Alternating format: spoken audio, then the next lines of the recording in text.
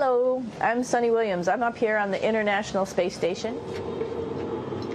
So this is Node 2. This is a really cool module.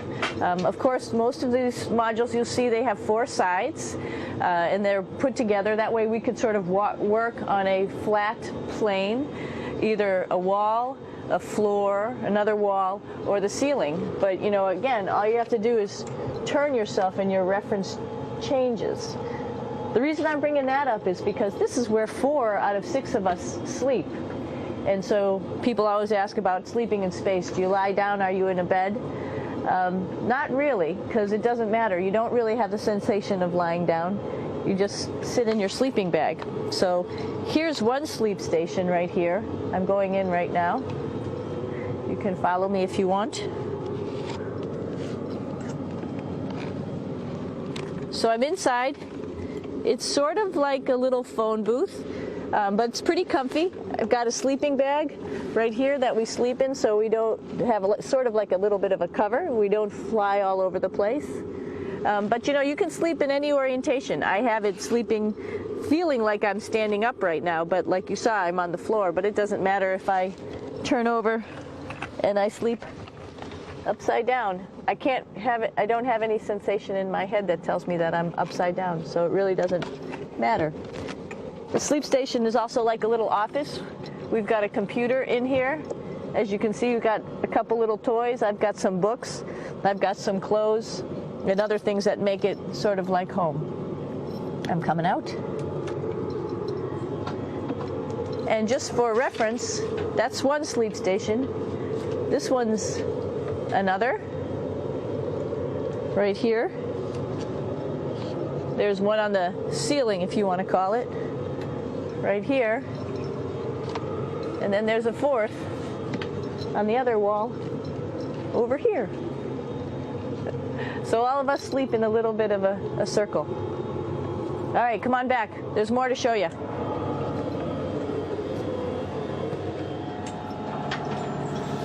I know that there's some questions about how to use the bathroom and how do you actually live in space like normal, like at home. I mentioned real quickly about getting up in the morning and brushing your teeth and washing your face. Well, how do you do that? Well, here is the bathroom, essentially. You get up in the morning and we have a little kit, and it has all the essential things that you need, like your toothbrush and toothpaste and brush. See how much better the brush makes my hair look? I'm just joking. It still stands up straight. It doesn't matter where you are. It's always going to stand up straight while you're up in space. A lot of people ask about toothbrush and toothpaste. So, luckily enough, toothpaste, you can do it upside right this way, is sticky, and so it sticks to your toothbrush. No problem. Another cool thing is that water sticks to your toothbrush too. If you can see it, I'll have some water come out. The water is pretty neat up in space. It'll stick to your toothbrush and it will make a big bubble, and that's just by surface tension. And then you can drink it. So a lot of people ask about what do you do with the toothpaste after you brush your teeth.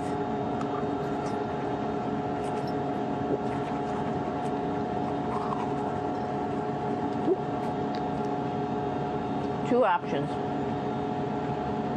Swallow it, and it's sort of like mouthwash, but it tastes a little gross. Or you can just spit it out in a paper towel, and then you don't have to worry about it. Swallowing thing I wouldn't recommend at home. I'm only up here for 4 months, so it's not that bad. One of the most pressing questions about living in space, of course, is the bathroom. So let's take a look at that little piece of work. Come on in.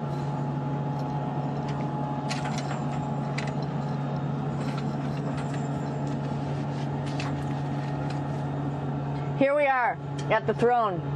This is awesome. You might see the little You might have noticed a little moon on the outside. This is our orbital outhouse right here.